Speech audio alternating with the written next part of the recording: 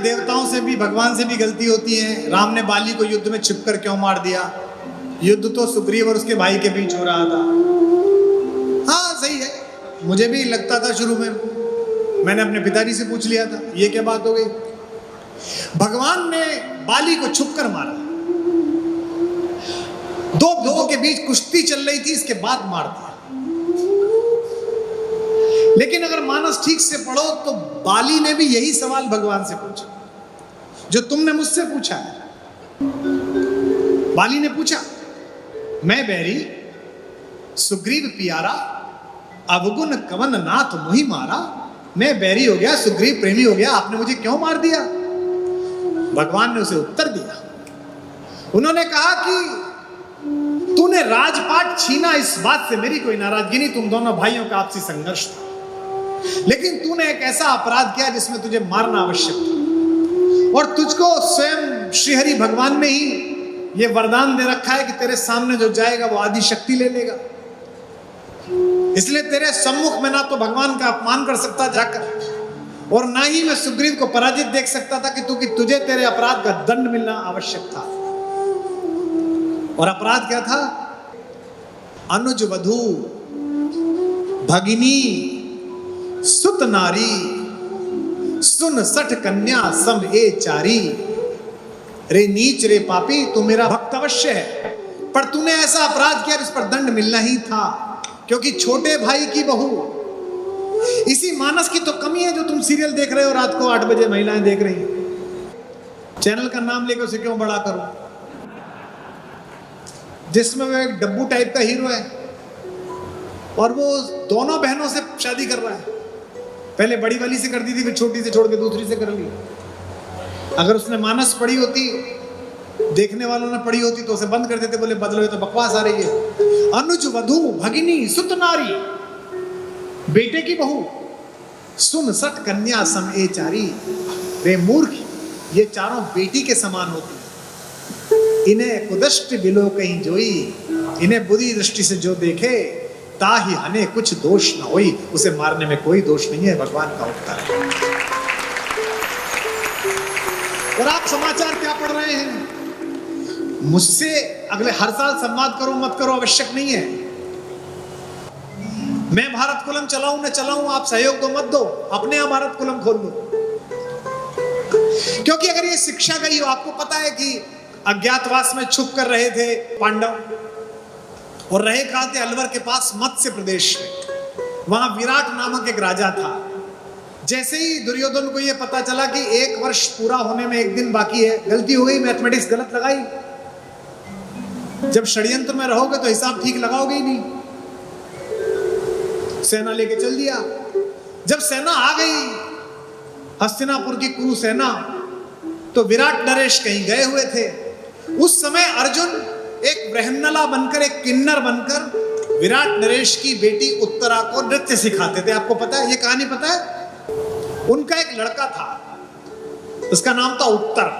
लड़के का नाम उत्तर, लड़की का नाम उत्तरा। उत्तर जो था वो थोड़ा सा इंस्टाजीवी था। एक इंस्टाजीवी प्रजाति है जो फिल्टर लगा के खुद को लगती है।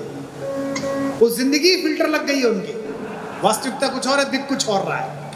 तो जब बात पता चली कि बाहर आ गए कौरव, तो कौन मारेगा? पिताजी तो बाहर गए, तो बोला कोई चिंता नहीं, मैं मार के भगा दूंगा इन्हें। है कौन? भीष्म, मैं अभी मार दूंगा। तो तुरंत जो चमचे खड़े थे, वही राजकुमार के भी चमचे थे। आप तो लोकतंत्र में, भारत में रहते हो, आपको पता है राजकुमारों के चमचों के बारे में। आपसे बेहतर कौन जानता है? राजकुमारों को तो खानदानी होते हैं, वो उनके पहले माता पिता के होते हैं, फिर उनके उत्तर में मिलते हैं। बोले अरे महाराज बस अब तो राजकुमार मार देंगे। अब उन 5 पांडवों को तो पता ही था कि भाई कुछ भी कर लो, कर्ण को कौन मार पाएगा।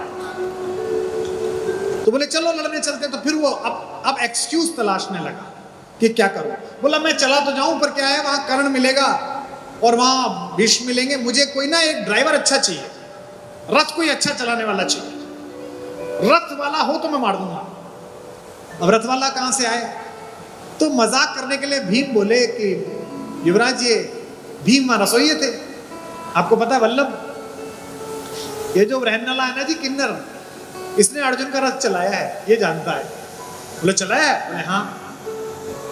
अब तो फंस गया, अब चमचे भी क्या करें, चढ़ा दिया। एक बात और ध्यान रखना, चमचे केवल चढ़ाते हैं, युद्ध तक जाते नहीं है। तो युद्ध में उत्तर अकेला ही गया। अब रथ लेके जा रहे हैं, अर्जुन रथ चला रहे हैं और पीछे वो खड़ा है। तो जैसे ही चमचे हटे, उसको औकात पता चल गई कि मैं तो हरा ही नहीं सकता। तो ड्राइवर से बोला, यार वो मैंने झूठ बोल दिया था, वापस ले ले और कह देना कि सेना दिखाई नहीं दी।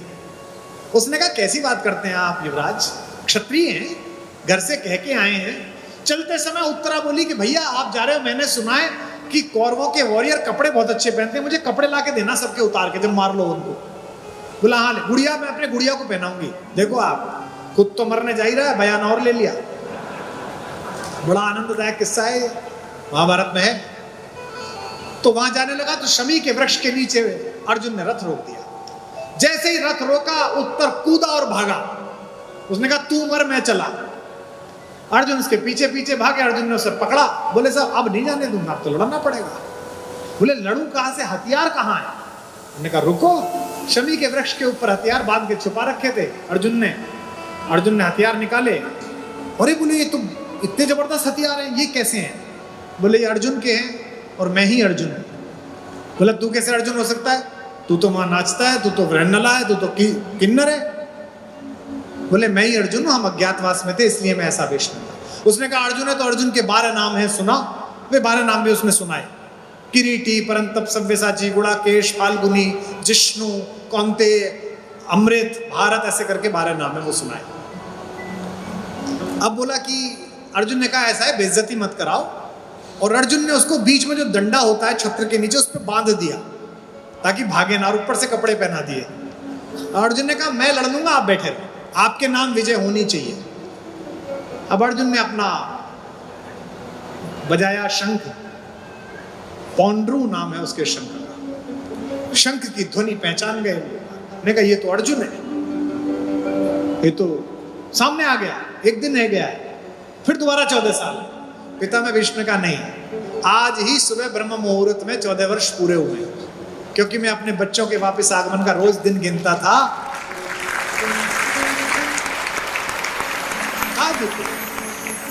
अब पिता में की बात कौन टाले। अर्जुन ने पहले 2 बाण छोड़े, एक द्रोणाचार्य के चरणों में आके लगा और एक पिता में भीष्म के चरणों में आके लगा। किस्सा यह है कि अर्जुन ने सबको मूर्छित कर दिया, पराजित तो नहीं करना चाहता था, क्योंकि पराजित करके वो अपमान नहीं करना चाहता था। चलते समय उत्तर ने कहा कि मुझे कपड़े ले जाने अपनी बहन के लिए, गुड़ियाओं के लिए। उसने कहा सबके उतार ले, 2 के कपड़े छूना मत। एक मेरे काका पिता में भीष्म के और एक मेरे गुरु द्रोणाचार्य के, बाकी सबके कपड़े ले जाए। किसी का दुपट्टा ले लिया गया, किसी का और कपड़ा अंगरखा ले लिया गया, चले गए। जो मैं बताना चाहता हूं वो कि अगर ये प्रतीक नहीं समझे तो कितनी हानि होगी। जब पहुंचे तो फिर चमचे फिर इकट्ठे हो गए। अब तो शपथ ग्रहण का समय आ गया, अब तो चमचे चाहिए। महाराज की जय हो, युवराज ने कमाल कर दिया। अब वो संकोच में बोले नहीं, लेकिन बात खुल गई कि ये तो पांडव है। इस बीच विराट नरेश लौट आए, और विराट नरेश को जब ये पता चली तो विराट नरेश कांपने लगे। उन्हें लगा कि दुनिया के सबसे बड़े योद्धाओं को मैंने अपने यहाँ नौकर रखा, मैंने इस कंक को, धर्मराज युधिष्ठिर के माथे पर मैंने अपना पासा मारा, इतनी गालियां बकी, वो डरने लगे बहुत ज्यादा। ये ऐसे है जैसे चौराहे पर अवैध वसूली कर रहे किसी सिपाही को अचानक सिविल वर्दी में डायरेक्टर जनरल पुलिस महाराष्ट्र मिल जाए और वो उनसे भी वसूली कर ले, और बाद में कप्तान साहब बताएं कि साहब भैया तो मेरे भी बॉस है भाई, तो जो उसकी हालत होगी गार्ड की, वो हालत विराट नरेश की हो गई। ये संस्कार अगर पढ़ा होता तो ये समाचार ना आते कि शिष्या गुरुजी के साथ भाग गई, छात्रा को लेके भाग गए गुरुजी फला जगह, ये समाचार ना आते। इसीलिए भारत कुलम की आवश्यकता है। डरकर प्रेम से भरे हुए विराट नरेश ने कहा कि मैं आपको क्या दूं, आप मेरा राज्य रख लीजिए। युधिष्ठिर ने कहा नहीं, जिसने आश्रय दिया हो, जिसने संकट के समय रोटी खिलाई हो, उसके राज्य पर कब्जा करना अधर्म है। हम एक जमीन का एक टुकड़ा भी आपसे नहीं ले सकते। ये युधिष्ठिर का चरित्र है। अब अगला चरित्र सुनिए। बोला अच्छा, मुझे फिर चारों तरफ देखा, बोला मुझे ना इस राज्य से भी ज्यादा प्रिय, अपनी पत्नी से भी ज्यादा प्रिय, अपने बेटे से ज्यादा प्रिय मुझे अपनी बिटिया है उत्तरा। ये उत्तरा मैं अर्जुन को देता हूं, अर्जुन इससे शादी कर ले। अर्जुन ने कहा महाराज, जन्म दो तरह का होता है, एक शरीर का और एक ज्ञान का। मैंने इस लड़की को नृत्य सिखाया, इसे ज्ञान का जन्म दिया है, इस नाते मैं इसका पिता हो गया, मैं इससे शादी कैसे कर सकता हूं?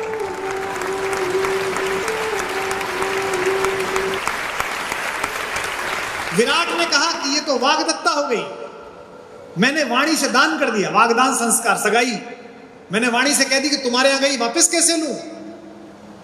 तब धर्मराज युधिष्ठिर ने मार्ग निकाला कि पुत्र वधू भी बेटी के समान होती है। हम अर्जुन के पुत्र अभिमन्यु के लिए आपकी बेटी का रिश्ता स्वीकार करते हैं। यही बात भगवान बाली को कह रहे हैं कि तू राज्य छीन लेता सुग्रीव का तो मैं तुझे माफ कर देता, तो सुग्रीव की हत्या कर देता तो मैं माफ कर देता, लेकिन तूने अपने छोटे भाई की पत्नी पर बुरी दृष्टि डाली। अनुज वधु भगनी सुत नारी, सुन सठ कन्या समय चारी, इन्हें कुदृष्टि मिलो कई जोई, ताही हने कुछ दोष न हुई। मैं आशा करता हूं जिसने प्रश्न पूछा था उसको उत्तर मिल गया होगा, आपको भी उत्तर मिल गया।